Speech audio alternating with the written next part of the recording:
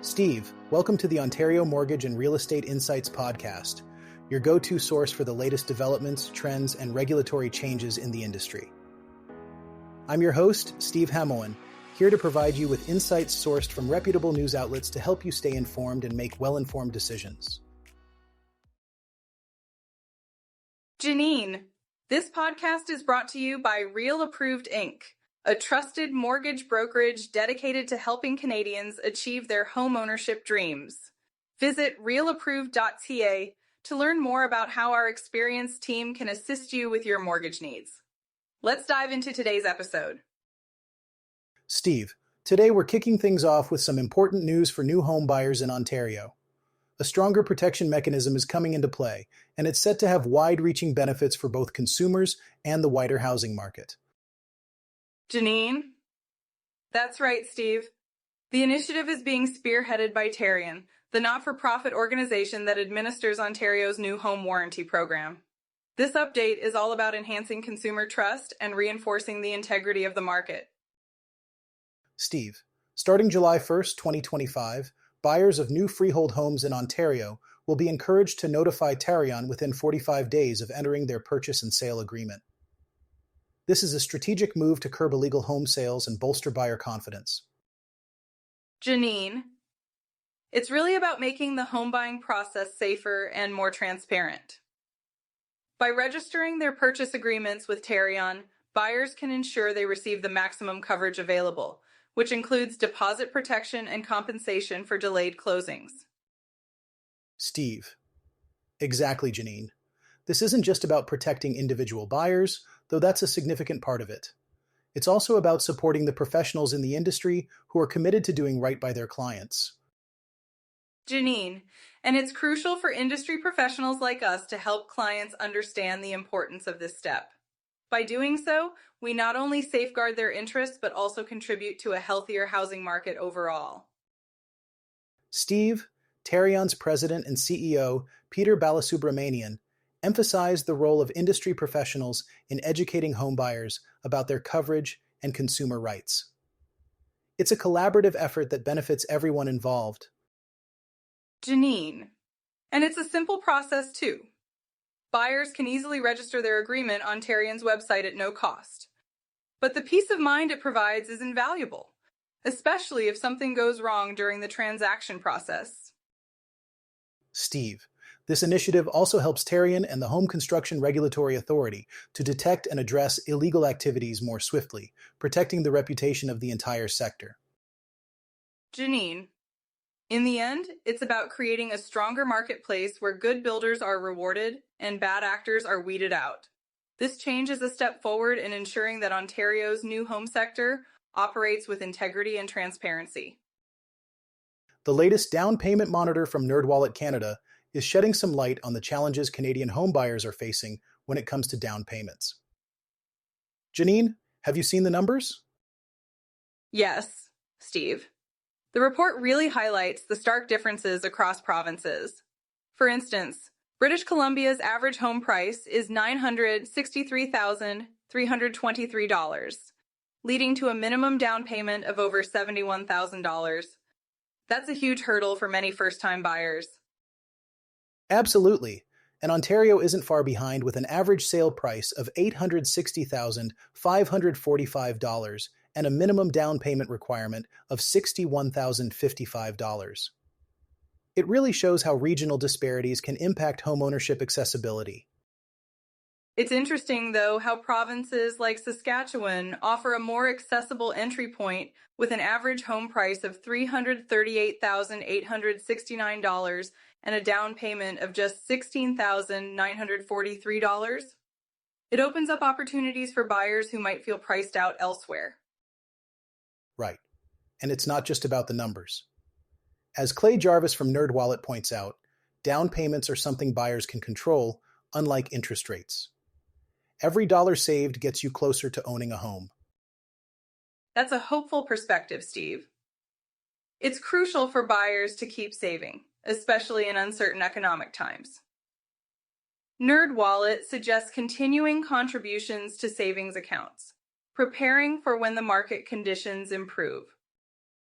And even though external factors might delay purchases, the report emphasizes that steady saving efforts can ensure readiness when the time is right.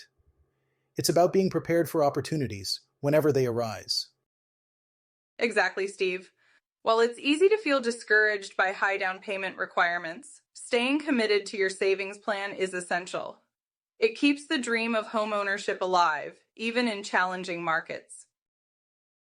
Let's delve into the intriguing shifts in Ontario's real estate market since the last federal election. A recent report by Wahi Realty Inc. has shed some light on how home prices have fluctuated across various ridings in Toronto and the Greater Toronto Area.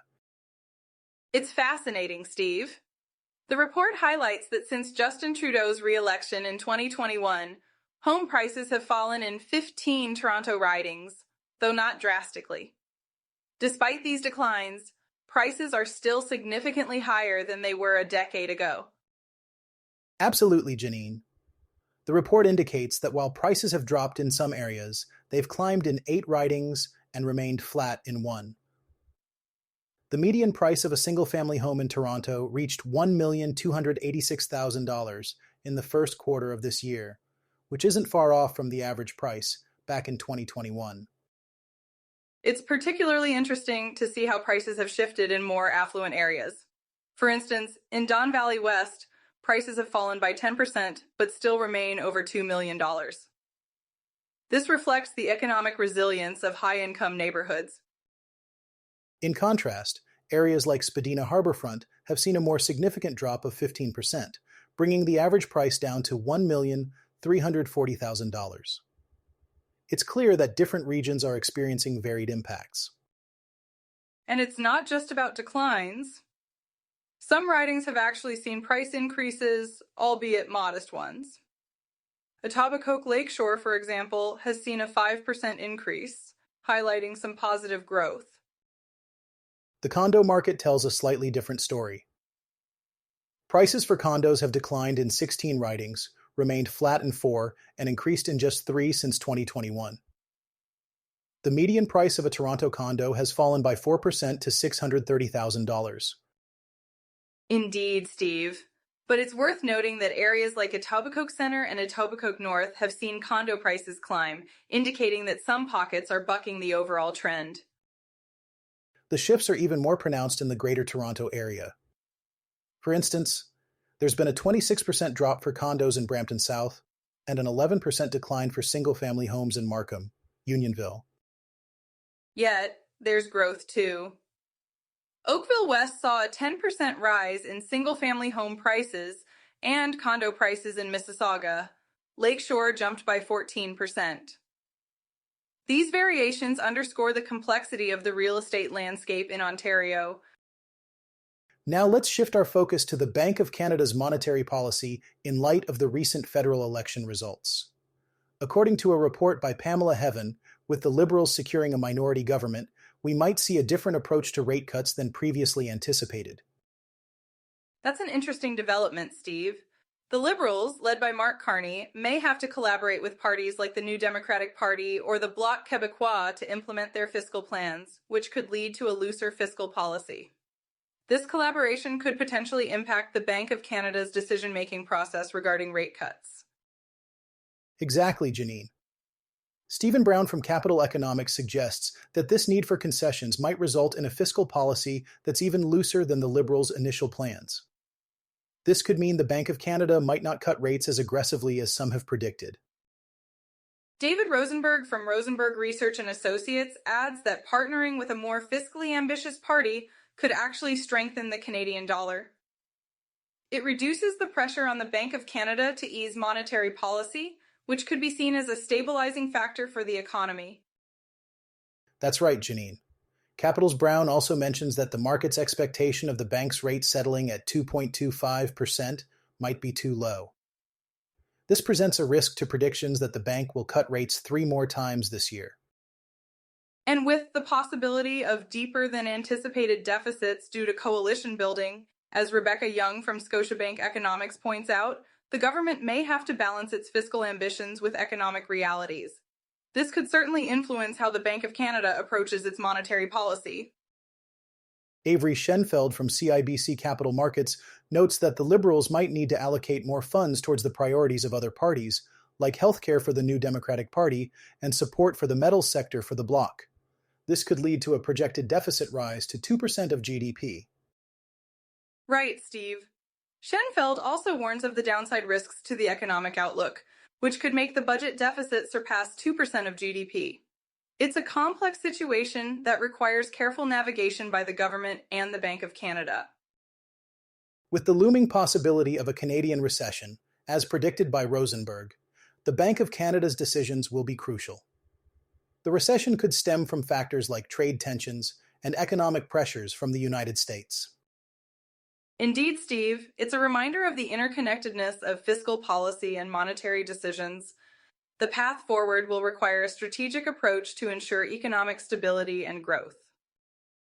Thanks for tuning in to another episode of the Ontario Mortgage and Real Estate Insights podcast. We hope you found today's insights valuable as you navigate the world of mortgages and real estate. Before you go, a quick reminder, Real Approved is here to make your mortgage journey smoother. Whether you're buying your first home or refinancing, their experienced team is ready to guide you with personalized support every step of the way. Visit realapproved.ca to get started and take the next step toward achieving your homeownership goals. Catch you next time and stay informed with the latest industry insights.